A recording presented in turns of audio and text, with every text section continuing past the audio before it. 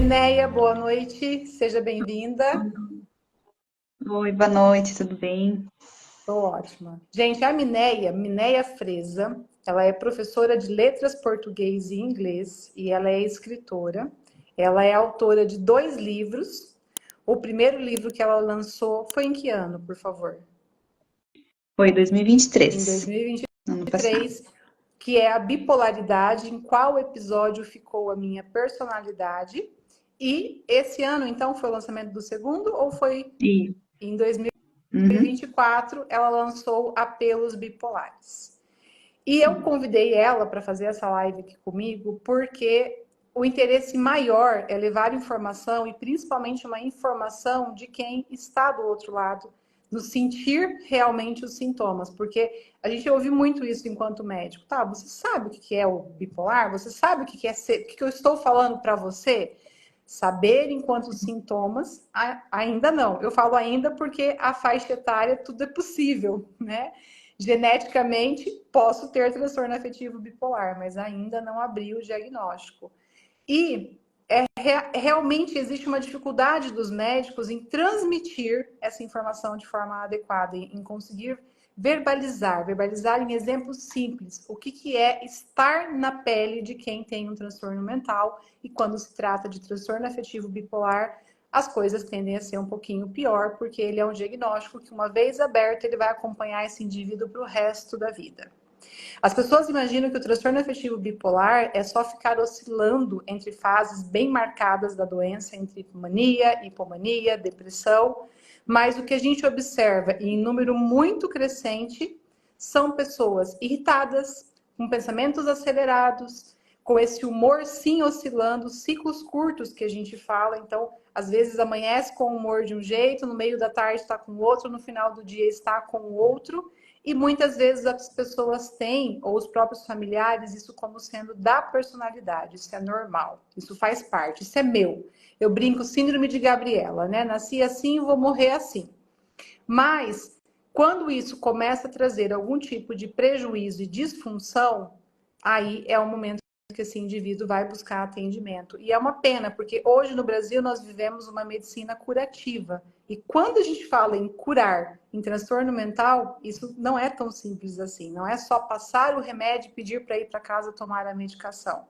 Então, a melhor forma, a arma mais importante que a gente tem em relação a transtornos mentais, a saúde mental de modo geral, é a informação, é o autoconhecimento, é entender o que a gente sente, como sente e por que tem que sentir.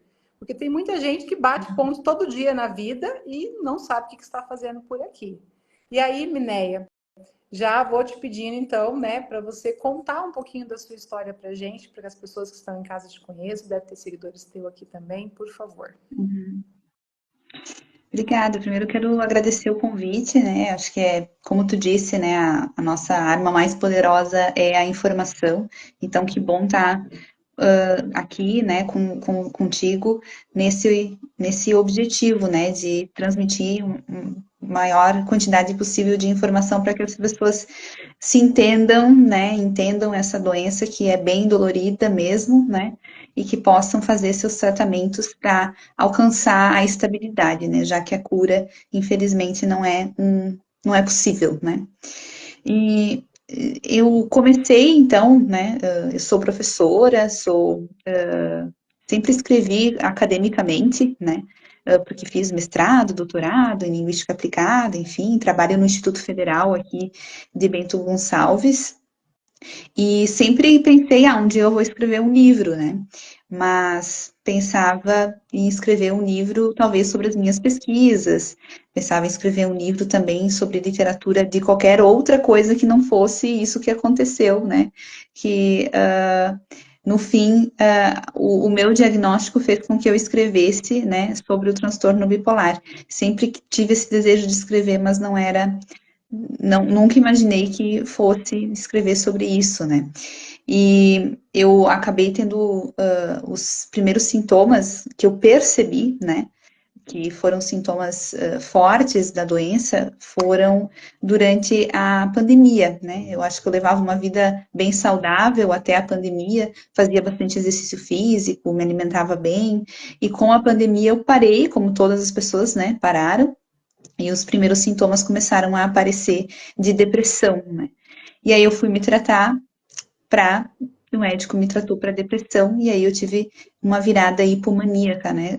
O medicamento fez com que eu tivesse essa virada eufórica, né? E aí tive todos os sintomas de euforia, né? Gastos demais, comecei a querer achar que eu tinha superpoderes, poderia fazer tudo e qualquer coisa. Então comecei a me envolver em uma série de projetos, comecei a organizar milhares de festas, enfim, né?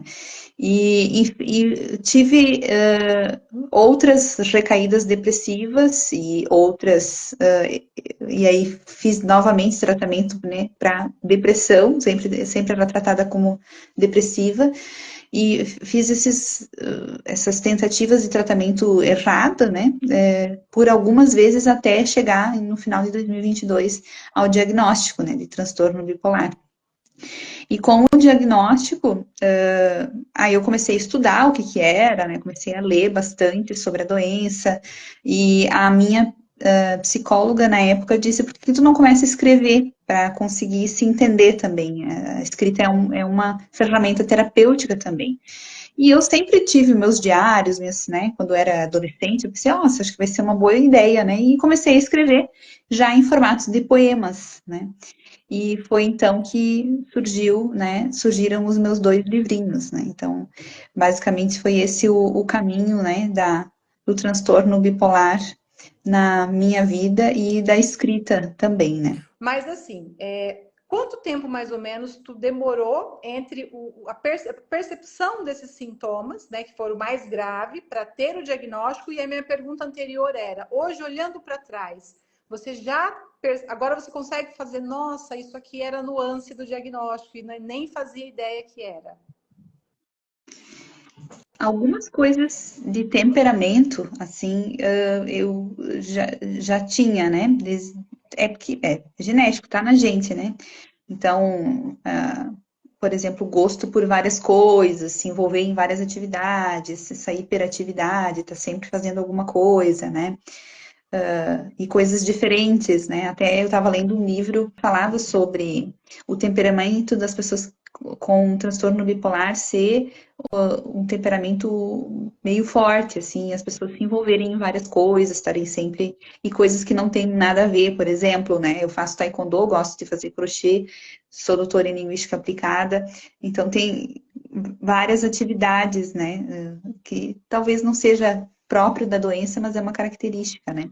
E ninguém achava isso estranho, né? Eu estar envolvida em vários projetos, então as pessoas achavam, olha que legal, ela é uma pessoa produtiva, né? A nossa sociedade, ela é muito voltada para o capitalismo, né? Claro, e então quer que as pessoas estejam sempre produzindo o tempo todo. Enquanto eu estava produtiva, produzindo loucamente, né? O tempo todo, ninguém achava defeito nenhum. A coisa ficou ruim quando eu caí na cama e não conseguia mais sair da cama, né? Então, quando eu me tornei improdutiva, é que isso virou um problema, né? Então, veja como que a nossa sociedade está organizada de maneira a não perceber doenças por isso, né? Porque a gente não vê como ruim a alta produtividade. No meu caso, eu caí em excelentes mãos, né? Eu passei por 4 profissionais. Na quarta profissional, eu não fui sozinha. Nos 3 primeiros eu ia sozinha e só falava da depressão. Eu só apresentava como. Então, eu também, como membro dessa sociedade capitalista, só achava ruim a depressão, não falava dos momentos de hipomania, né? E quando chegou o diagnóstico foi quando eu estava tão depressiva que meu marido marcou uma consulta com uma psiquiatra, minha mãe me levou, minha mãe entrou comigo e a minha mãe falou os sintomas. Então a minha mãe sim percebeu, como tu disse, os outros é que percebem, né, os sintomas de hipomania. E aí ela relatou tudo o que acontecia comigo, né, quando eu tinha depressão e quando eu estava nas fases super eufórica, né? Então, foi aí que a médica conseguiu chegar ao diagnóstico, né? Foi a partir desse relato da minha mãe. Talvez se eu fosse falar, né, os meus sintomas, talvez não teria chegado ao diagnóstico naquele momento, né? Então, foi 3 anos, demorou 3 anos, né, Mas para eu chegar ao o diagnóstico. não falar seu não era por esconder, era Não, por não entender que isso poderia ser um outro diagnóstico para além da depressão. Porque, exatamente. gente, existe uma diferença entre episódio depressivo e transtorno depressivo recorrente. Quando nós falamos você está em um episódio depressivo, nós estamos falando tanto do episódio depressivo do transtorno afetivo bipolar quanto do transtorno depressivo recorrente. Então, as pessoas têm mania de colocar tudo em grupos. Então, mudou o humor, é bipolar. Surtou, é esquizofrênico. Não tá mal, é depressivo. Todo mundo tem depressão. Depressão crônica. Eu canso muito isso. Eu te procurei porque eu tenho depressão crônica. Né? E isso já é um sinal de alerta para a gente, enquanto profissional que trabalha com saúde mental. Então, aquele paciente que está há 10 anos em uso de medicação, já teve vários episódios e nunca manteve um tempo de estabilidade, ok? E o inverso dessa estabilidade muitas vezes vem acompanhado de irritabilidade, de aumento de energia, de comportamentos impulsivos. É obrigação do médico fazer uma investigação melhor, pensando num transtorno afetivo bipolar. O máximo que vai acontecer é não fechar critérios diagnósticos, né?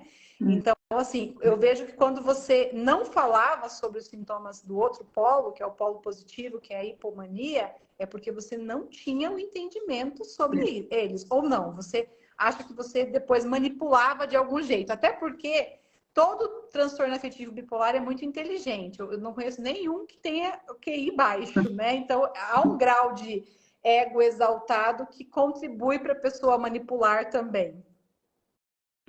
Não, mas não era o caso, não. Eu não vi aquilo como problemático. Eu comecei a ver como problemático quando a minha mãe me disse, assim, que minha mãe veio conversar comigo um dia. Ela disse, olha, eu não tô mais te reconhecendo, né? Porque de vez em quando tu tá tão mal que não levanta da cama.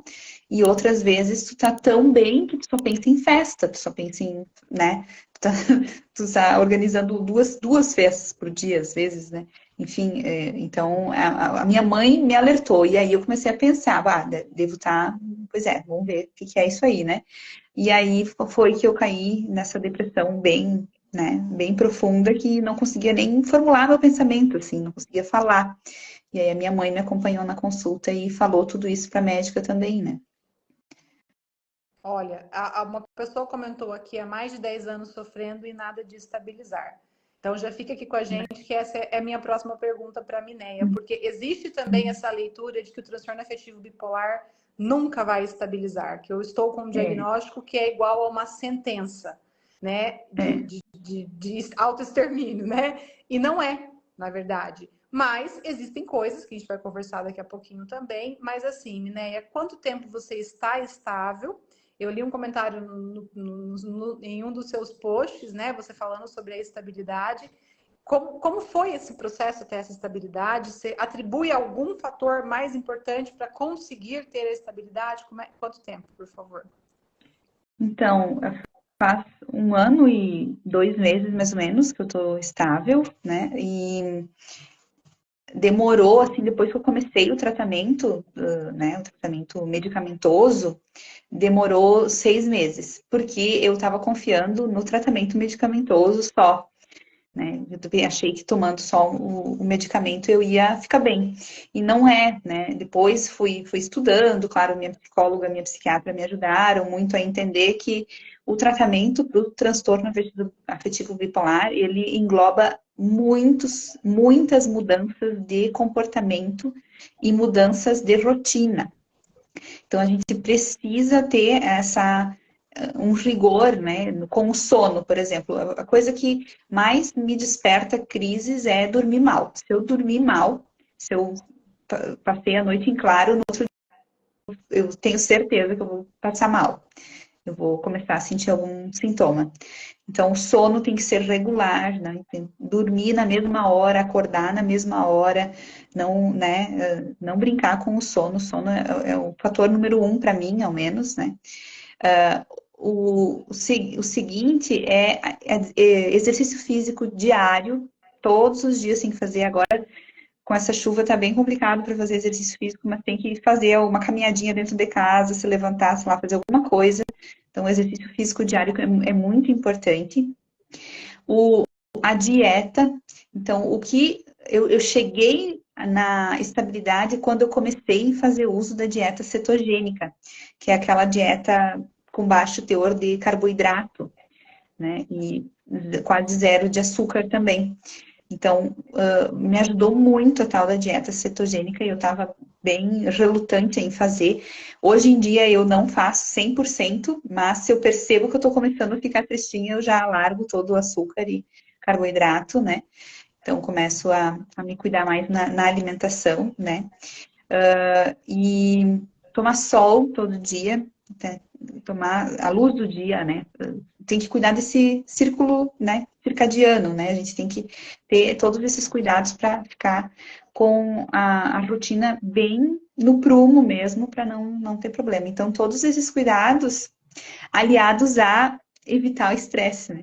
Evitar o máximo possível situações estressantes, que também é uma coisinha que não sei se é para todo bipolar, mas parece que me puxa a situação estressante, assim, eu quero estar no meio, né? Então a gente tem que cuidar para evitar pessoas estressantes, né? Situações estressantes, né?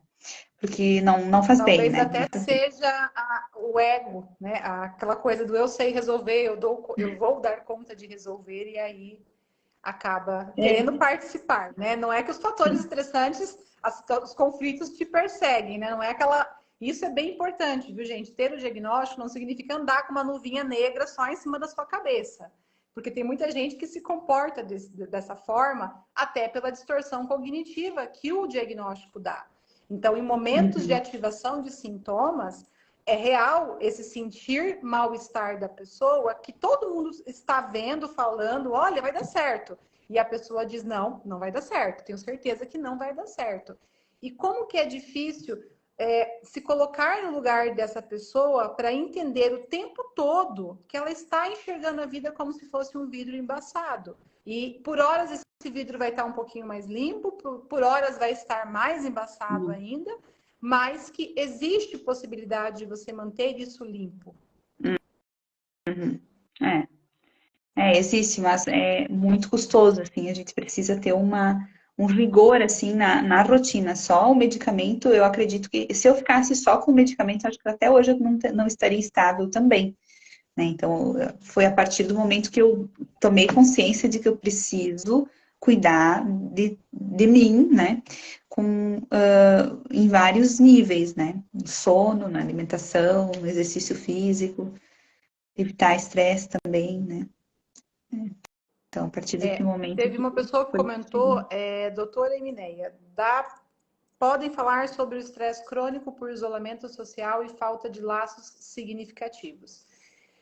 Isso é super importante, o que ele está falando aqui, né? Então, assim, com relação ao estresse crônico, com os fatores estressantes, com o estresse oxidativo que o nosso cérebro recebe, então, por exemplo, quando a Minéia está falando da dieta, a dieta está impedindo que fatores estressantes, que estresse oxidativo aconteçam a nível de cérebro, por exemplo, por a gente comer muita gordura, muito açúcar, muito carboidrato. Por quê? O transtorno afetivo bipolar, ele é uma doença de ciclo circadiano, do nosso ciclo biológico. Então, ele tende a fazer uma inversão, e quanto mais essa inversão está acontecendo, pior ficam os sintomas, né? A não ser em episódios depressivos graves, que um dos tratamentos, não sei se isso é mais utilizado, eu nunca utilizei com um paciente meu, é a privação de sono, é deixar essa pessoa acordada por muito tempo. Mas aqui nós estamos falando de episódio depressivo puro, né? E grave. Então, e acredito que essa estratégia, quando já foi tentado todas as outras sem resposta. Então, quando ele fala ali do isolamento social, o que acontece? O bipolar, ele fica briguento, né? Principalmente se ele ficar oscilando esse humor. Ele fica irritável, principalmente o tipo 2, porque a hipomania deixa esse humor mais ansioso, mais irritado, mais impulsivo, e isso acaba, muitas vezes, dentro do meio familiar, passando uma sensação de desagradável, de que, não vou conversar hoje porque, nossa, tá um poço de estupidez. E a pessoa, por sofrimento, ela tem uma tendência muito grande a fazer isolamento social. Só que esse isolamento, e aí a gente já pode entrar também numa percepção um pouquinho da Mineia, que é a relação de suporte familiar. Para o paciente, transtorno afetivo bipolar, não basta ele saber o que é o diagnóstico. É super importante que a família seja psicoeducada em relação a isso.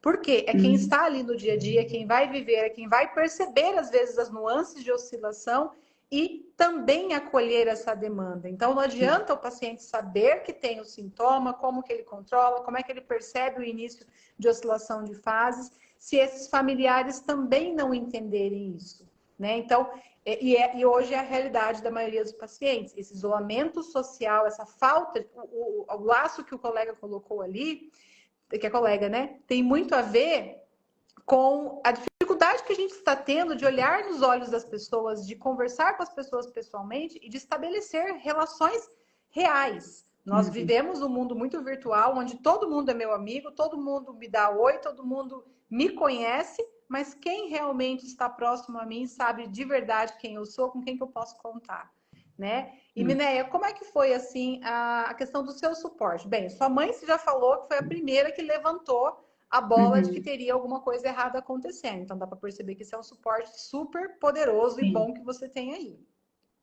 Sim, não, minha família é toda, assim, minha mãe, minha irmã, meu padrasto, meu marido, né? Foram eles que deram conta, né? Porque eu sozinha, eu acho que eu ainda ia estar na cama, né? Eu não teria me levantado. Isso é bem importante, assim, a, o papel da rede de apoio é o papel de salvar a vida, né? Você vai salvar a vida de alguém, porque no momento que tu tá em crise, se levantar sozinho e procurar ajuda, para mim, ao menos, seria impossível. Eu não faria isso. Eu não teria força para fazer isso sozinha, né? Então, eu tive todo esse apoio da minha família, né, para conseguir superar. E desde eles marcarem as consultas, sabe? Porque chegou num ponto que eu não queria mais ver profissional nenhum, porque toda vez que eu me tratava, eu ficava eufórica e aí caía de novo em depressão, né? Então eu não queria mais me tratar. Pensei, não, psiquiatra nenhum vai conseguir resolver esse problema. Eu já fui em 13 e não deu certo, nada, né? Então eu desisti, né? Joguei e foi aí meu marido que marcou uma consulta com uma psicóloga primeiro, com a psicóloga dele. E aí eu falei 5 minutos com a psicóloga, ela já me disse: tu precisa de um psiquiatra, eu não vou poder te ajudar, eu posso te ajudar, te acompanhar, mas tu precisa de um psiquiatra e eu tenho excelentes nomes para te dar. Aí a gente escolheu um, meu marido marcou também, e minha mãe me arrastou para consulta, né? E me acompanharam, assim, não me deixavam sozinha, né? Todo esse cuidado de vigilância, né? Porque infelizmente tem, e no meu caso teve também bastante de ação suicida, né? Então não cheguei a tentar nem nada, mas enfim, teve bastante. E o tempo todo tinha alguém, então, me vigiando, assim, né? Cuidando de mim, né? Até tem um poema que eu faço no livro, no primeiro livro, que é um agradecimento à minha rede de apoio. Não sei se eu posso ler já. Pode, por favor, fique à Tá? vontade. Eu tenho ele aqui em PDF, porque eu tenho os livros físicos, né? Então, agradecimento.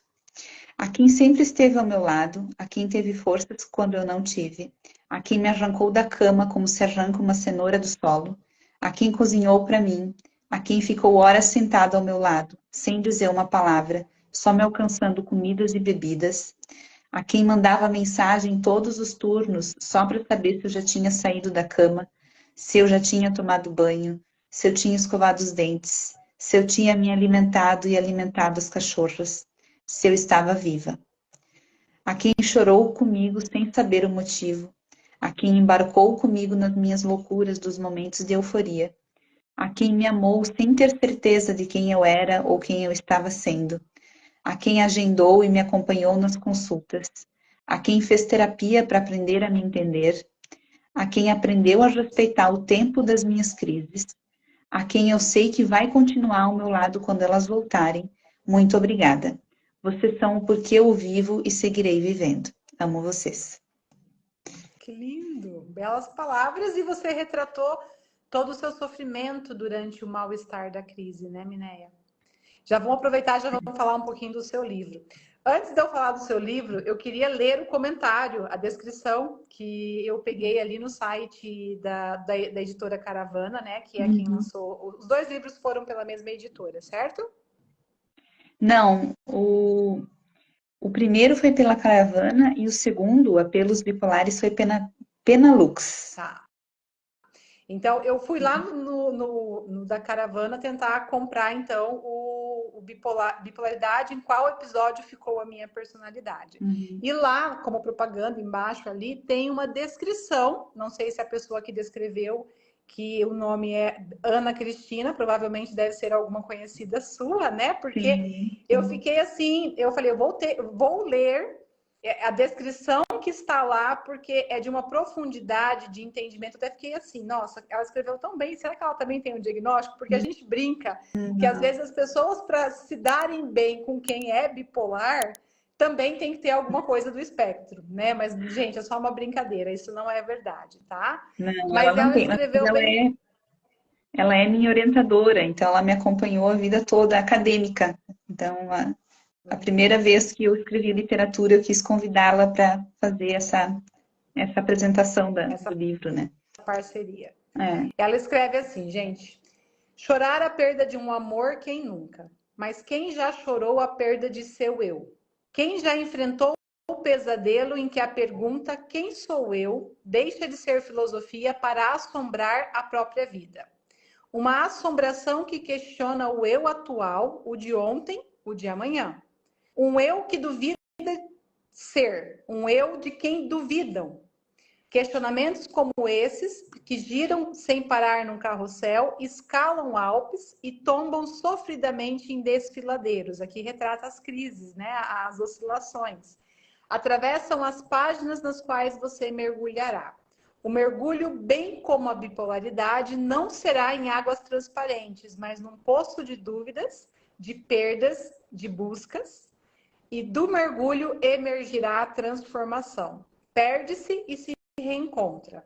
Ser bipolar, como diz a autora, Mineia, é ganhar o discernimento sobre quem a gente é. Você se emocionará, sentirá dor na carne e na alma, porém, sendo ou não bipolar, você também ganhará discernimento sobre si, sobre o outro, sobre o que é ser humano. E, inclusive, ter o diagnóstico é ser humano. Ana Cristina Osterman, palavras dela. Né? Então, Ela foi aí, muito gentil, né? perfeito, as palavras dela, né? Ela conseguiu fazer uma descrição muito intensa do que realmente é esse paciente quando a gente coloca o diagnóstico no colo dele. Sabe? É tudo ao mesmo tempo, é um turbilhão de informações, é uma sensação de que a vida vai acabar, de que eu não vou sair disso nunca. E as pessoas realmente, né? E aí, você comentou ali atrás a importância de reforçar. Eu falo que a rotina estruturada, ela é mais importante que a medicação. A medicação não pode ser ignorada, gente, não é isso que eu estou falando. Mas a rotina estruturada faz muita diferença na vida do paciente.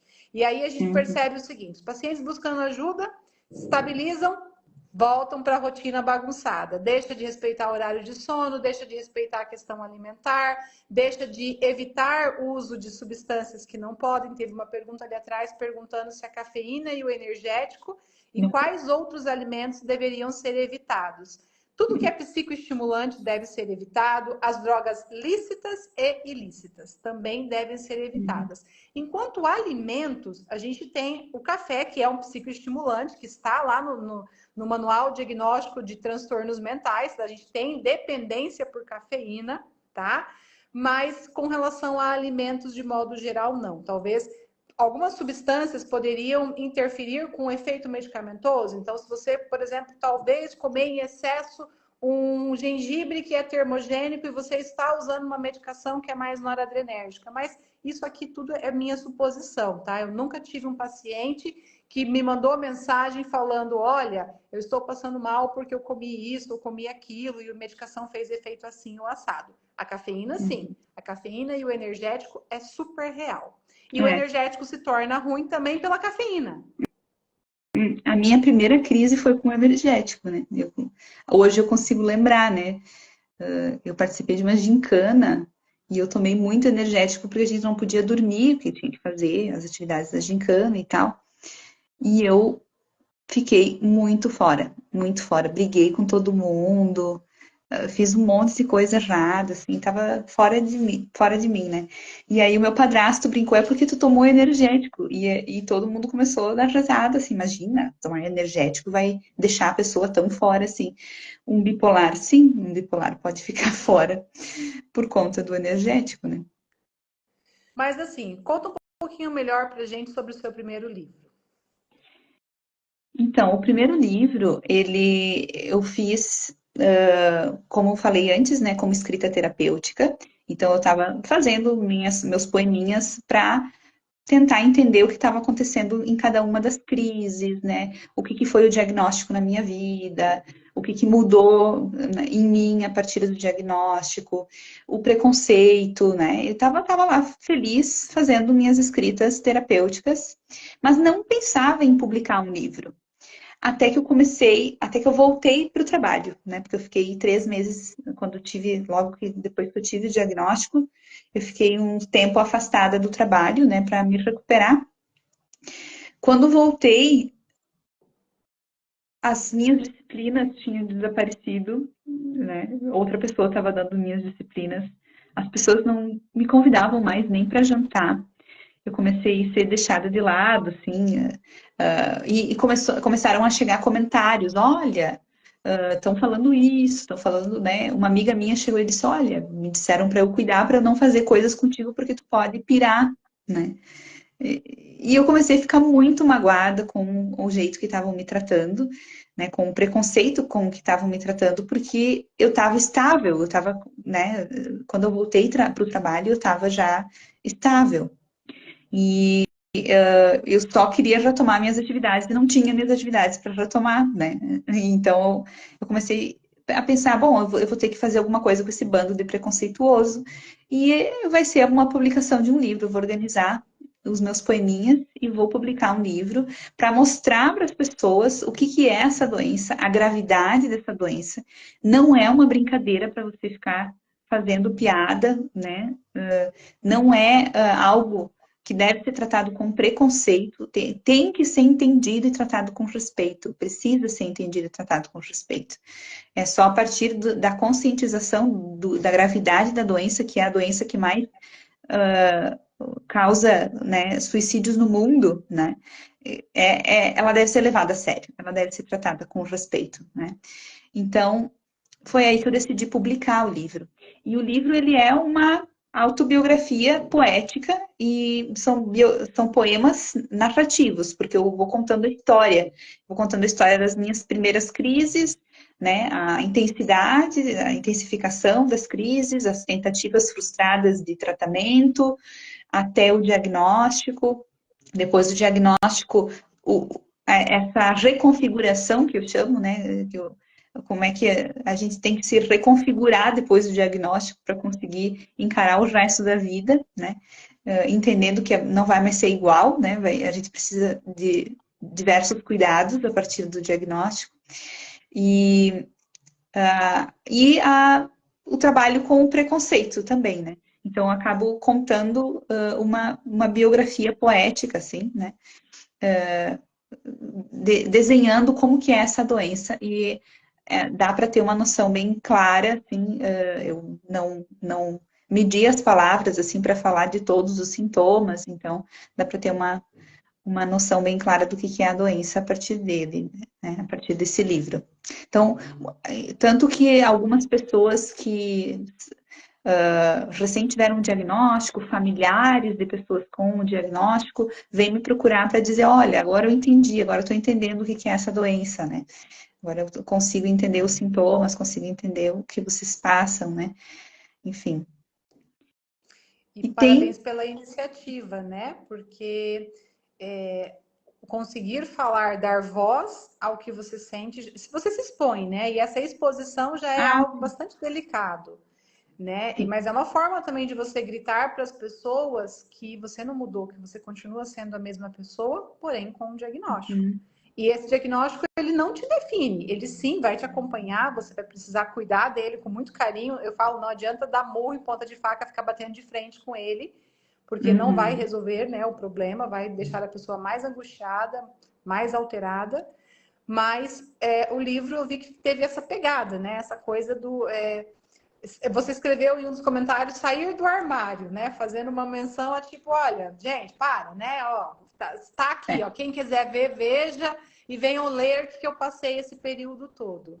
E aí, se você puder compartilhar com a gente algum trecho, né? Posso sim, eu escolhi um poema que se chama esse mesmo, Reconfiguração. Ele é um pouquinho pesado, mas espero que vocês Vamos lá. gostem. Olhar meu espelho, não, olhar meu reflexo no espelho é um exercício de tortura. Enxergar só a carcaça sob efeito de um sintoma de uma doença sem piedade. Bipolaridade. É preciso continuar encarando o espelho para reconhecer que não somos nada sem nossas emoções e sentimentos. A massa carrega o peso, a mente carrega a essência, cuja valência desconhecemos quando estamos em crise. Quem dera um dia poder viver sem ter de ser vigilante a todo instante. Quem dera um dia saber contornar as crises sem perder minha imagem para mim e para a sociedade. Já não sou mais confiável? Já não posso decidir só? Já não garanto agendar o futuro? Já não posso ser condenável? Vivo ou sou um sintoma? Sou ou vivo duas ou três ou quatro personas? Quem quer? Quem ama? Quem odeia? Quem abandona? Sou eu ou é o sintoma? A única coisa que sei com certeza é que só eu sei mais do que ninguém como é difícil conviver comigo. É, Profundo. esse daqui, esse aqui é um pouco pesado, né? A gente, ele retrata bem o sentimento de uma crise, né? Quando a gente está em crise, a gente não consegue perceber qual que é a diferença de quem é a gente e quem é o sintoma, né? Hoje eu já consigo. Hoje eu já consigo fazer, aliás, o final do livro, né? No final do livro ele é mais positivo, assim, explicando. E acaba, tem um poema que explica o que que é a doença e o que é, vai afetar o humor, né? Todo um comportamento que é regrado por esse humor, né? Então a gente acaba tendo atitudes também comportamentais bem marcadas por conta dessa mudança de humor, né? Essa mudança de ânimo, né? E que acabam causando sérios prejuízos ao longo da vida, né? E aí no começo eu ficava muito me perguntando sobre quem eu era, se eu era, quem era a Mineia dentro da doença, qual parte da minha personalidade, das minhas características eram minhas mesmo e quais que eram da doença, né? Até eu perceber que não é um transtorno de personalidade, né? É um transtorno de humor e que, claro, vai ter repercussões ao longo da Sim. vida, né? Tem bastante gente perguntando como saber quem sou eu, quem é o sintoma. Primeira coisa, É. pense que você tem que conhecer o diagnóstico para você conseguir fazer essa leitura. E outra coisa, você também. Tem que ter o teu autoconhecimento para saber, né, o que é a tua essência de querer uma coisa. Alguns meses atrás eu recebi uma pergunta na caixinha que a pessoa queria decidir pela escolha do vestibular e não sabia, porque porque tinha o diagnóstico. Então, assim, a doença ela não tira você de você. Durante os sintomas, essa dor da alma, né, que a Miné retrata muito bem aí nos poemas dela, é real, é muito sentida para o paciente que está em fase ativada, principalmente a mista, é tudo muito alto, é tudo muito grande, é tudo muito difícil, é tudo muito penoso. E Uhum. enquanto esse corpo, né, não responde, esse cérebro realmente vai voltando isso ao seu estado normal, as pessoas sentem uma sensação de abandono, de que não vai conseguir sair disso, que assim, eu estou condenado, né? Mas assim, existe, gente, existe sim tratamento, existe processos para estabilidade, Mas não depende só do saber do médico, não depende só da medicação escolhida, muito pelo contrário, medicações psiquiátricas, as pessoas falam bastante com razão, porque existe, né, uma dificuldade de ter medicações assertivas, são medicações que trabalham com o cérebro, que pegam todo o teu corpo praticamente. Então não tem como não ter efeitos colaterais, mas são efeitos colaterais que, junto com um bom profissional, eles podem ser amenizados, explicados e vistos de outro ângulo, né? Mas é super importante que, para que você consiga separar o seu eu do sintoma, que você entenda as duas coisas, que você saiba quem é você e conheça o que é o diagnóstico, o que é o sintoma. Eu acho muito bom a onda da internet falando mais sobre isso, né? Como a gente tem percebido o número crescente de diagnóstico, é importante realmente a gente abrir canais de fala, de comunicação, para conseguir entender como cada um, e dentro dos transtornos mentais, é muito individual. A gente não tem uma pessoa que se comporte exatamente igual a outra. Então, o que é. Você pega lá os critérios do livro, se tentar aplicar para todo mundo, não vai. Não é assim que funciona. São nuances que têm muito a ver com a formação desse aparelho psíquico, né? Como que essa pessoa viveu ao longo da sua vida. Então, quando a gente pensa em transtorno afetivo bipolar, a causa é multifatorial. Então, é sim uma genética, são 3 genes, que eu não vou lembrar agora os nomes de cabeça, que são os mais estudados e os mais levantados para alteração relacionada ao transtorno afetivo bipolar, mas ambiente, traumas, fatores estressantes, então, por exemplo, não dormir direito, se expor ao uso de substância, tudo isso pode contribuir para a abertura do diagnóstico. E assim, Minéia, e o segundo livro, Apelos Bipolares, ele é diferente do primeiro ou ele é uma continuação? Ele é diferente. Eu costumo dizer que o primeiro eu fiz na força do ódio, assim, eu estava muito mal e resolvi publicar, né? Eu estava agressiva, inclusive, né?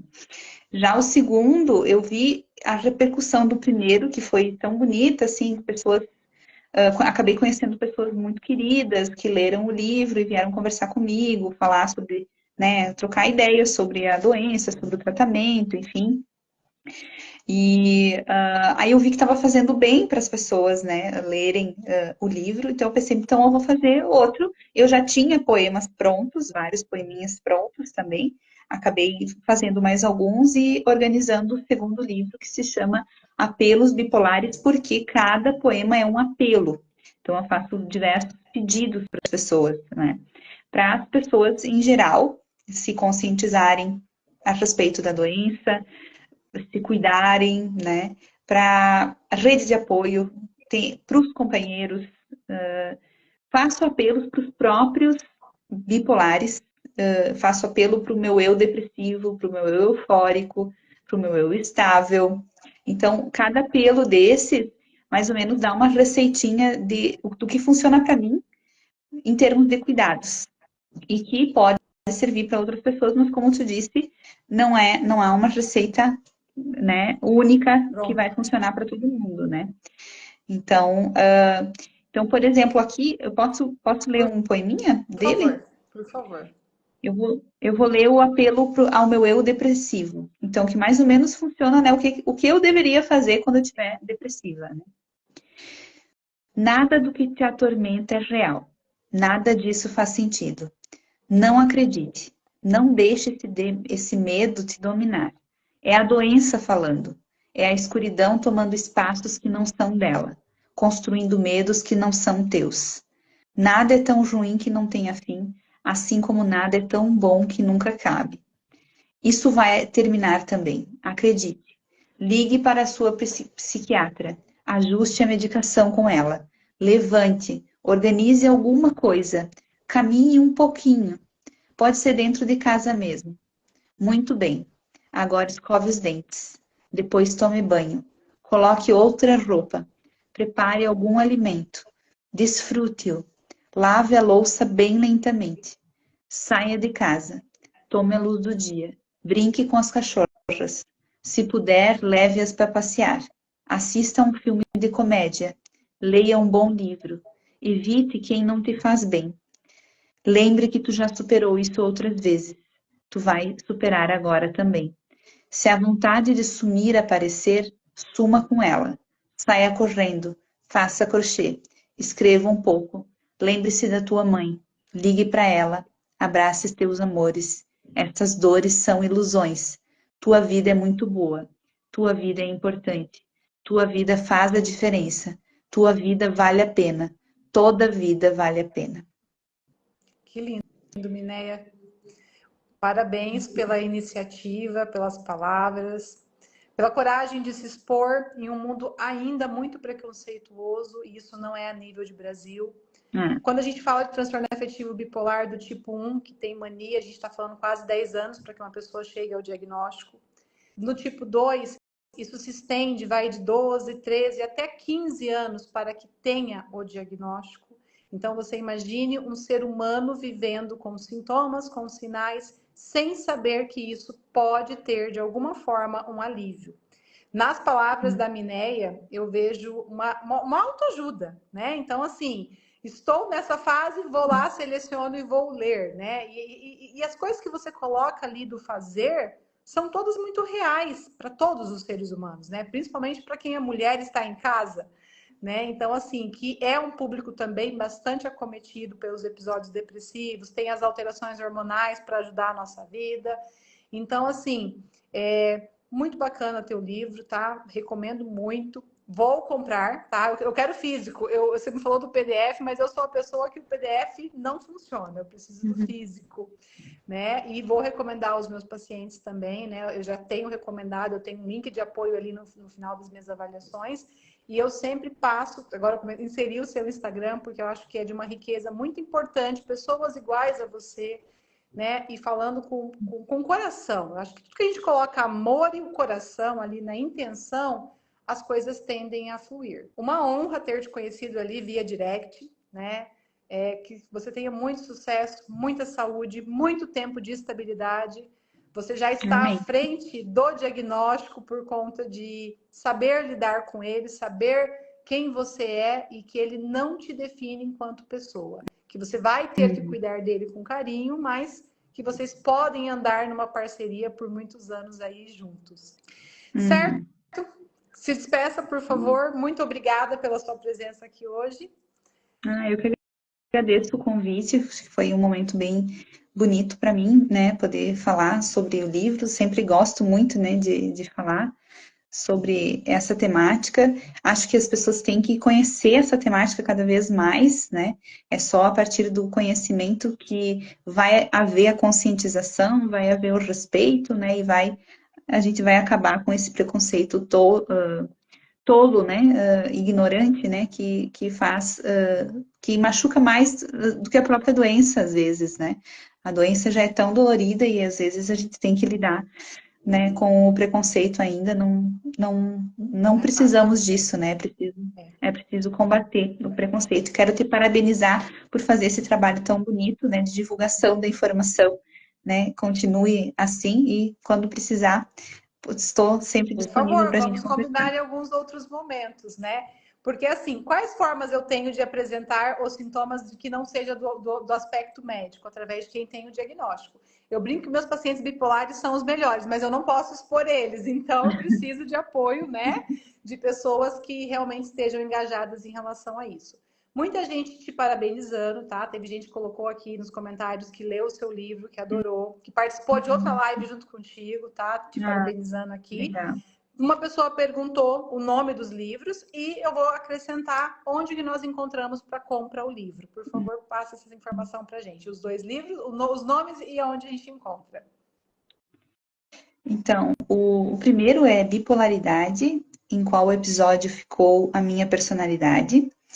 E o físico está disponível na Caravana, na editora Caravana, e na Amazon tem o online, tem o PDF, como é que chama? Digital, né? E-book.